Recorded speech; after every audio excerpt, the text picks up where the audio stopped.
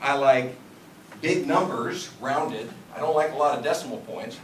And so I got with my Vice President of Product Support here, Bert Fulgham, and we came up with our best understanding of the algorithm behind Olga. And here it is. Excuse me, I'm sorry, I blew it. Behind PTOS, because that's what we've had, right? And I think that most of y'all understand that PTOS is a complicated algorithm, but the best we could come up with is this. I'm gonna have my clicker work.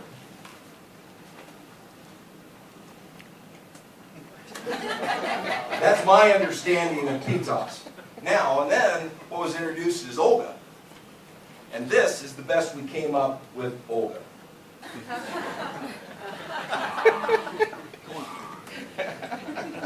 I told you I was a marketing guy. Come on. That's the best I can do.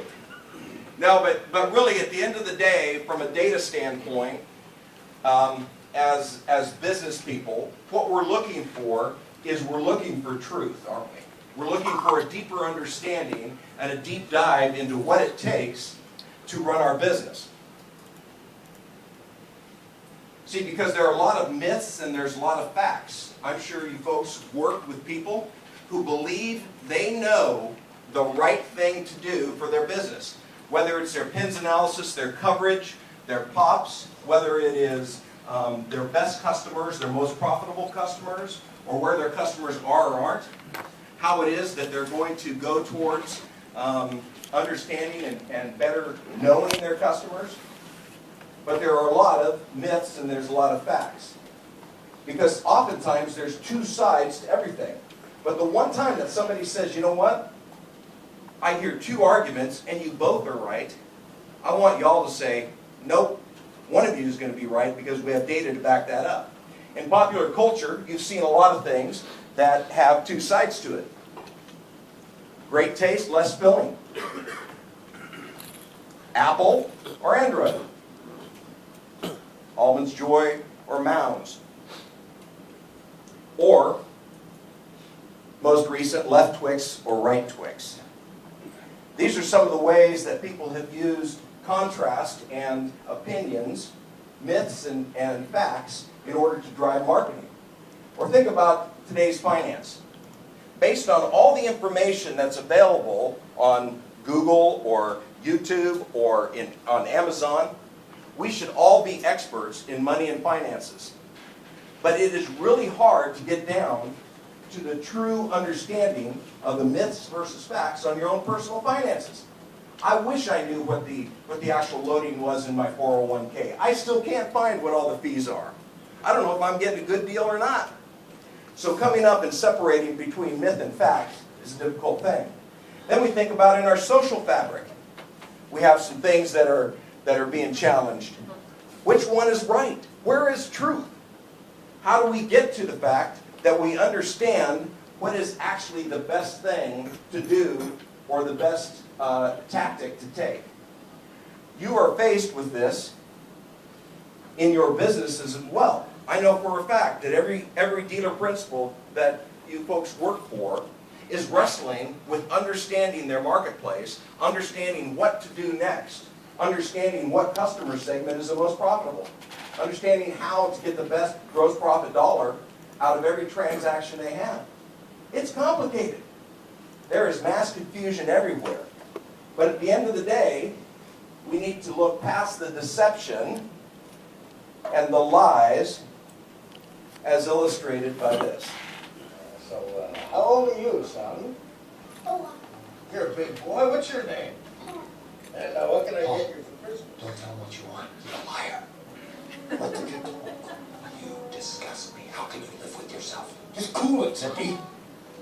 You sit on a throne of lies. How can you beat Will Ferrell when it comes to understanding pop culture and understanding the challenges out there?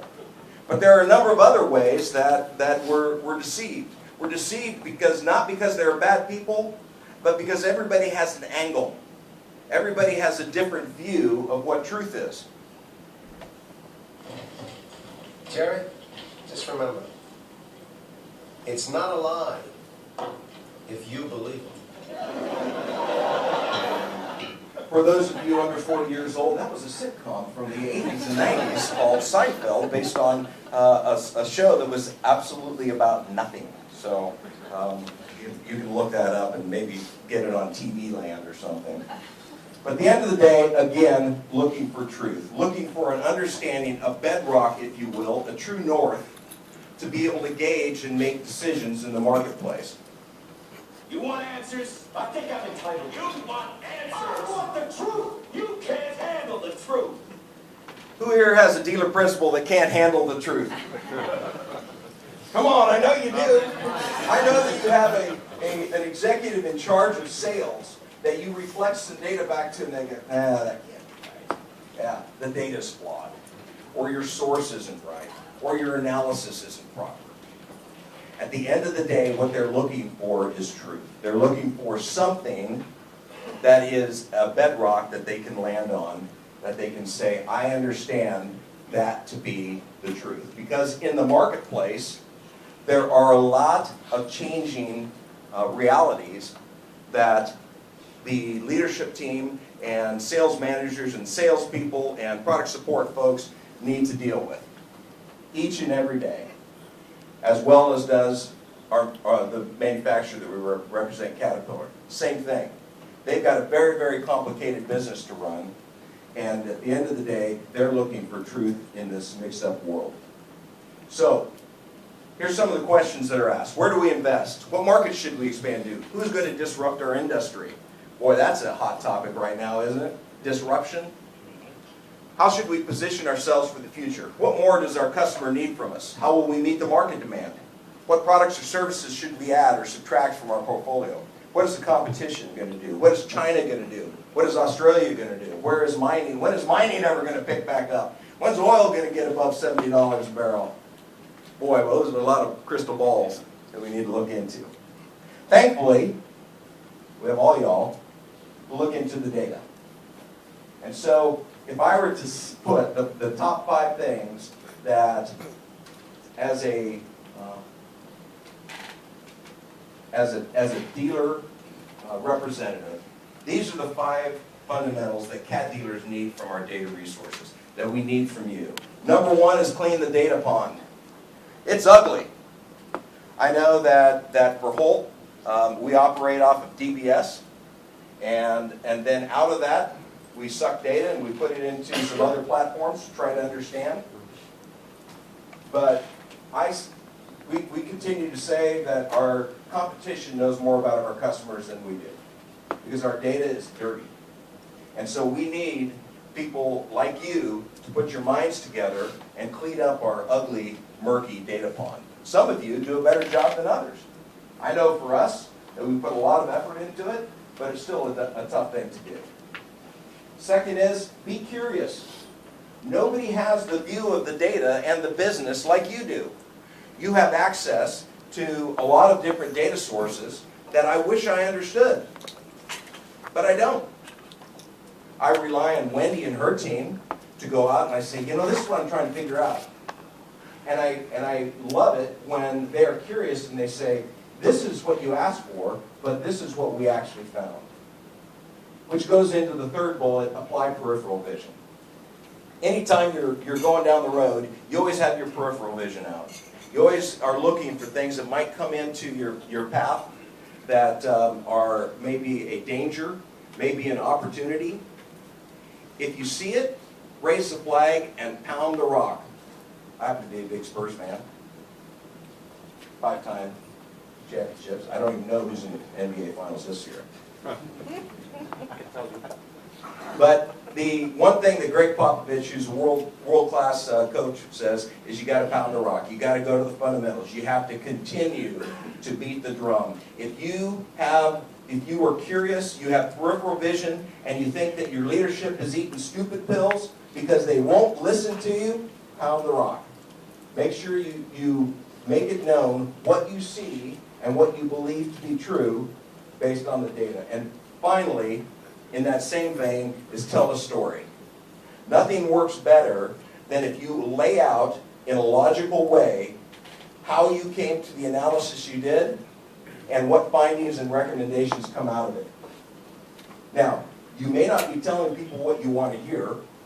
Your margins and rigid frame trucks are going down. Boy, that's a popular one.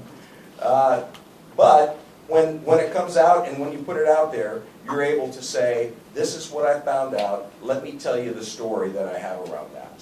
Illustrate it. Again, especially for marketing folks, we love round numbers and we love pictures. But at the end of the day, I go back to what Jim Barksdale said. If we have data, let's look at data. If all we have are opinions, let's go with mine. That's what your leadership team is going to say. They're going to say, come to me with data. Give me something factual. And they're going to pound it, and they're going to dismiss it, and they're going to discredit it, but keep coming back. Because data speaks louder than the good old gut feel. So I want to say thank you for joining us here today. I trust that our hospitality will be such, and I understand we're going down the Riverwalk tonight, so you'll have a good time down there. And during the Data Summit, we just hope that you learn a lot.